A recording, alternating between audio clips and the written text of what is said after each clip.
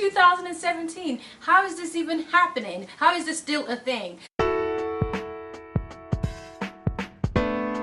Hi guys, welcome back to my channel. If you're a new subscriber, thanks for subscribing. If you haven't subscribed to my channel yet, please do. Just hit the subscribe button and then you can get to watch my videos as many times as you want, and you get a notification when there's a new video. So I hope you subscribe to my channel. Today we are going to be talking about diversity in the workplace. If you, like me, are an African American woman or a woman of a different origin than Caucasian, and you work in professional settings, you've probably dealt with issues when it comes to being a professional at work. And workplace is full of women now, thankfully. I mean, back in the day, we used to have only 1 or 2 women in the workforce, but now a lot of African American women, and we have a lot of women from different origins. We have members of the LGBT community, we have women who are veterans, we have women with different disabilities. So the workplace is more reflective of what the actual society is now, which is a combination of a lot of different people from different backgrounds. However, if you are someone who has worked in an organization where you stand out by virtue of your skin and your gender, you're considered a double minority because we are one, black, and we are women. Well, there's certain issues you face at work. We're not going to be talking about those issues per se because we all know them. We all get the stare, oh, okay, or we all get mistaken for, either the janitor or the cleaner or something. We're often marginalized. The different issues that affect us in the workplace. However, not to be a Debbie Downer, I'm not going to talk about that today. I'm not going to be a Debbie Downer. We know the issues. I am going to be talking about how to thrive in those environments, how to make sure you do your best, you give your best, regardless of the fact that you are a diverse candidate, and just kill it. So let's get started. The first thing you need to do is you need to be on point in everything you do. You need to be on point in your dressing, you need to be on point in your assignments, you need to be on point in your speech, you need to be on point in your social networking, you need to be on point when it comes to the firm's organizational culture, when it comes to the organization's history and organization's interactions with other people. You need to make sure that you stand out, and you stand out in a good way. You dress well, you speak well, your work ethic has to be so admirable that no matter what they say about you, the last thing they can say about you is that you're not a hard worker. Hard working has to come natural to you. And this is only because you are standing out. Chances are, if things go south, you'll be one of the first few people that will be thrown under the bus. It's just the way it is. And while we can prevent some kind of things from happening, the best thing we can do is to make sure that you know what you are, you know who you are, you give your all, your work tells for itself, the value of the work you do is immeasurable, and you dress well, you speak well, you know your stuff in and out, you know your area, you know the minutiae area of practice or your career, whatever you are in. You know everything in that area, at least the best you can, to the extent you can, within the confines of your career experience. That's one of the first things you have to do. You have to be on point in every situation. You have to channel in your inner Olivia Pope at every moment in time, your inner Condoleezza Rice, anybody who just kills it for you, whoever that figure is. You have to channel in that person at all times and just be that person, at least from 9 to 5, or if you're like me, from like 8 to 10 or something like that. But that's one of the first things you have to do. Second, I'll advise you to get a mentor or a sponsor. If you can get a combination of both, that would be great.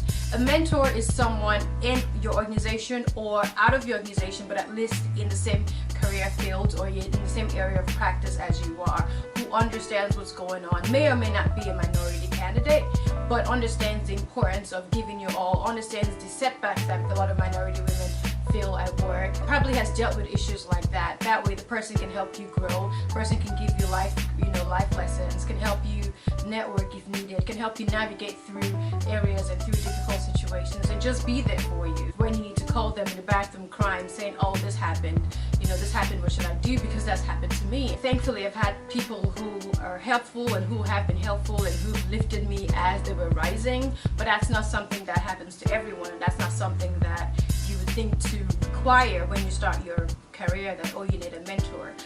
A sponsor, on the other hand, is usually somebody in your organization that has a vested interest in your success. The person will go out of the way to say, hey, I am going to include you in this program today. I'm going to make sure you get noticed for the work you do. When it comes to promotion, I'll go ahead and make sure that you are considered. Things like that. I mean, it's not very easy to come across someone like that because it's a workplace. Everyone's concerned about their own benefits. Everyone's concerned about their own history.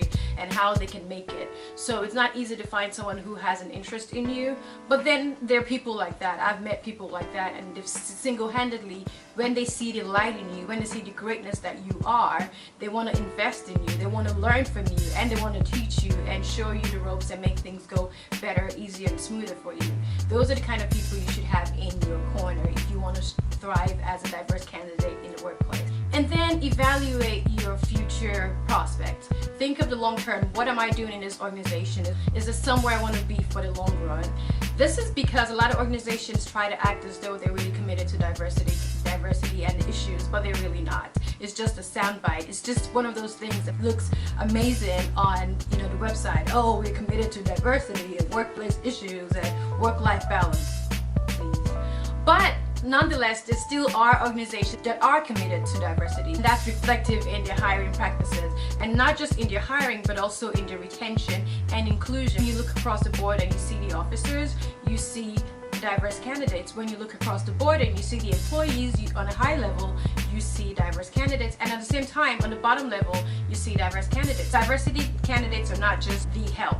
Can be found everywhere. If you work in an organization like that, that's a strength, and that's a place you may want to stay in for a very long time, because there's room for you, there's room for growth. There are people who look like you at the top, and there are people who look like you at the bottom, and it shows that they actually have a genuine care, genuine understanding of the importance diversity brings in the workplace. If you don't work in an environment like that, if you constantly find yourself as being the only African American wherever you are, then you may want to take a step back and try to figure out, okay, how is this going to affect me in the long run? Is this that important to me, or do I want to be in a place that celebrates, embraces, and fosters diverse candidates? I was at a conference recently where there were about 57 attorneys, and I was the only black girl. It's 2017. How is this even happening? How is this still a thing? It's crazy, but it's still happening. Understand that things may change, but things may also not change. The more things change, the more they stay the same. Organizations that are not committed to diversity and do not understand the issues of diversity probably will not be committed to hiring, retaining, and including diverse candidates in the long run. It's just the way the cookie crumbles. So think about that, evaluate your choices, and try to figure out what your next steps will be professionally. Then I recommend that you network within your diverse community. If you find yourself in one of those organizations where there are at least 1, 2, or 3 other diverse attorneys or diverse candidates, then make sure you talk to them. Speak with them, figure out how they got there, what their strengths are, what their struggles are, what their stories are. They don't know you from Adam. Why would they start sharing stories with you? But once you've been able to connect and secure a rapport with them, they'll be the first to tell you about their encounters with diversity in the workplace. They'll be the first person to tell you the people you should interact with and how you can go about doing certain things, and just give you support and give you a sense of community within your community. You know that they have your back, hopefully. Not everybody who looks like you has your back. Understand that from the get-go. So find the ones that do, find the ones that share the same values as you do, and then make sure you get their stories, learn from them, align yourself with them to the best extent you can, and then keep it moving. Finally, know your value, know your worth. Know that you are valuable as you walk into work today or tomorrow as an African American woman, African American man, African American / blazing / Asian veteran member of the LGBT community. Whatever you are that makes you a diverse candidate, know that you are powerful. Know that your value is something that the company may or may not recognize now, but down the line they will. Your story, your strengths, your weaknesses, your background, the mixtures of everything that makes you you is something that makes the world a beautiful place to be, and it's something that makes you unique and powerful and strong. And it's a sad thing when people don't recognize that, but you know that. So make sure you walk into that office confident, strong, full of courage, and know that you are worthy to be there, and know that you've worked hard to be there, and your sky is your starting point. And very soon you're going to be sitting on the moon and fanning yourself with the biggest star, because that's who you are. You are a star. Thanks guys, thanks for watching. I hope you found this video helpful. If you want more videos like this, let me know. Be sure to follow me on social media. My Twitter handle's here, my Instagram handle can be found below as well, and my Snapchat handle. Also, subscribe to my channel. If you like this video, share it with your friends, with your colleagues, with your haters, and I'll see you in my next video. Thanks guys.